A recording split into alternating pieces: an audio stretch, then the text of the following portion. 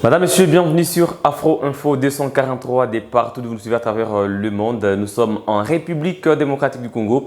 C'est le grand dossier d'actualité de ce mardi 21 novembre 2023. Quelle est la situation dans la province du Nord Kivu, notamment sur les lignes de front du territoire de Masisi? Restez avec nous pour en savoir davantage.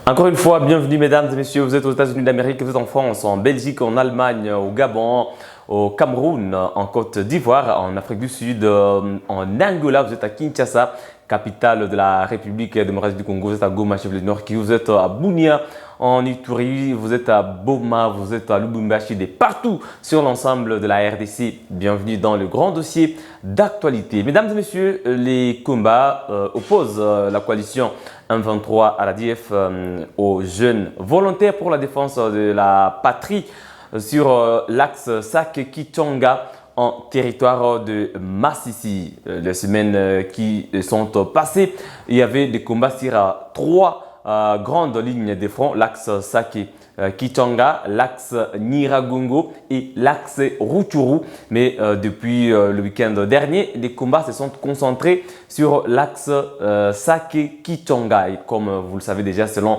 les alertes que nous avons diffusées ici, le M23 s'est renforcé en effectif des militaires de la force spéciale rwandaise qui sont passés par le territoire de Nyiragongo, avaient pris la direction du parc national de Virunga pour aller couper la route Sake-Kichanga, prendre des larges, déborder derrière les collines de Kilolirwe et se retrouver dans la cité de Sake pour également aller couper la route Sake-Minova et Sake-Masisi. C'était ça le plan du M23 parce que ce mouvement terroriste avait déjà compris qu'il y a une grande force de résistance des FARDC et des Wazalendo sur l'axe Nyiragongo parce qu'il y a deux principales voies par lesquelles le M23 peut atteindre la ville de Goma. Il y a d'abord la route Goma-Rutshuru en entrant par le territoire de Nyiragongo. Là, il y a plusieurs bornes qui renforcent le M23. Les bornes, c'est-à-dire c'est sur la frontière entre la RDC et le Rwanda. Il y a plusieurs voies de sortie. C'est par lesquelles le Rwanda déploie des militaires en RDC pour aller faire la guerre contre les FARDC, contre les Wazalendo. Et le M23 a voulu déborder vers le groupement de Boumba jusqu'aux trois antennes pour atteindre la ville de Goma. Mais de ce côté-là, le FARDC ont fait usage des avions de chasse, notamment les Sukhoi, le célèbre Sukhoi, mesdames et messieurs. Les FARDC avaient même mené des bombardements de certaines positions ciblées qui voulaient avancer vers la ville de Goma. Voilà pourquoi sur la ligne de front de Kibumba, aujourd'hui, il y a un peu d'accalmie parce que l'ennemi avait subi en tout cas d'énormes pertes de ce côté-là. Et aujourd'hui, le M23 est en train de se concentrer sur la route Sake-Kichanga parce que couper les trafics sur cette route, déborder vers la forêt de Karenga, parce qu'il faut le dire, Karenga, c'est un village qui est tombé entre les mains du M23 après le combat du dimanche 19 novembre 2023, après des combats qui ont pris presque toute la journée. Le M23 a réussi à prendre le contrôle de Karenga. Karenga, c'est un village situé dans une forêt dans le parc national de Virunga, à 8 km alors de la route Sake-Kichanga.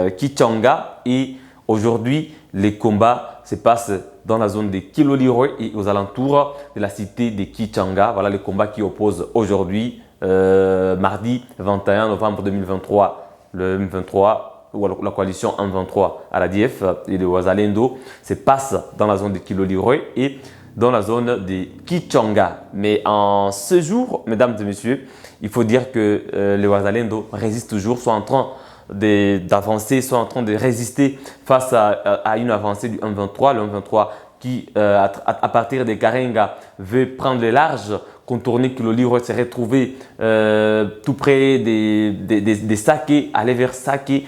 C'est un plan qui est voué à l'échec parce qu'il est déjà connu d'avance grâce aux alertes de la société civile, grâce à la vigilance de la population locale grâce également au service des renseignements des forces armées de la République démocratique du Congo. C'est-à-dire donc que les combats se mènent dans la zone de Kichanga et Kiloliroé, mais la route qui donne la voie à la cité de Sake est en tout cas bloquée pour le 1-23 qui fait face à une forte résistance des Wazalendo parce qu'il faut aussi le dire, il y a une force conjointe FARDC-MONUSCO qui se retrouve avec des positions avancées au niveau de Kimoka, tout près de Sake bien sûr, pour stopper l'avancée du M23 au cas où il arrivait jusqu'à ce niveau-là et c'est rassurer que la cité de Sake est bien protégée. Mais un bémol, c'est que la voie sur Sake n'est pas seulement la route Sake-Kichanga. Si on contrôlait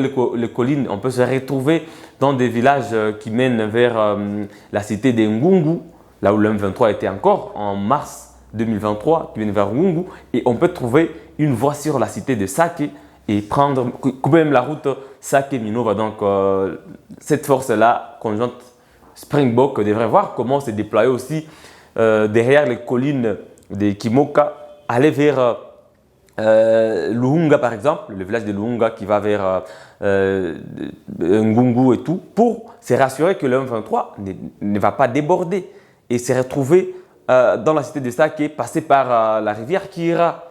Donc cette force conjointe doit vraiment se rassurer qu'il y a une ceinture qui empêche M23 d'atteindre la cité de Sake, comme c'est ça l'objectif de cette mutualisation des forces MONUSCO, forces armées de la République démocratique du Congo. Voilà, mesdames et messieurs, des combats qui se sont passés dimanche aux alentours de la cité de Karenga ont causé beaucoup de déplacements des populations. On note au moins 15 personnes tuées et au mois d'octobre, il y a eu au moins 25 personnes tuées dans des combats entre le M23 et les Wazalendo ou entre le M23 et les FARDC. C'est pourquoi même la société civile avait interdit les mouvements des populations dans le parc de Virunga. Nous sommes dans le territoire de Nyiragongo parce que les populations qui se dirigent vers le parc de Virunga pour s'approvisionner peut-être en produits agricoles ou en bois de chauffe sont victimes de cette présence-là du M23, parce que c'est à partir du parc de Virunga que le M23 passe du territoire de Nyiragongo jusque dans le territoire de Massissi. Voilà, et les renforts qui viennent du Rwanda passent par le Nyiragongo et passent par le parc national de Virunga. Donc la population devrait être encore beaucoup plus vigilante pour éviter de tomber dans le filet du M23. Déjà compté 35, 40 personnes tuées à l'intervalle de 2 mois, c'est beaucoup, mesdames et messieurs. C'est beaucoup parce que le peuple congolais a été tué par des millions, mesdames et messieurs. Depuis que les guerres ont commencé dans l'est de la République démocratique du Congo, les populations congolaises ont été tuées par des millions. Et aujourd'hui, quand on parle d'un autre mort, c'est un mort de trop. Alors imaginez 40 personnes qui sont tuées en intervalle de 2 mois, c'est trop, c'est beaucoup. C'est déplorable en fait. Parce qu'on ne va pas se comporter comme des êtres humains qui sont habitués aux morts, qui sont habitués à la barbarie, qui sont habitués aux violences et qui ne sont plus touchés, qui ne sont plus choqués, qui n'ont plus de compassion, qui n'ont plus de cœur. À un moment donné, il faut s'arrêter, il faut tout arrêter et rendre hommage à toutes ces victimes de l'agression rwandaise, bien sûr. Vous allez même vous rendre compte que dans la ville de Goma, la campagne n'est pas chaude comme en 2018. La campagne n'est pas chaude, le peuple n'est pas chaud. Le mouvement est un peu timide depuis le lancement de la campagne.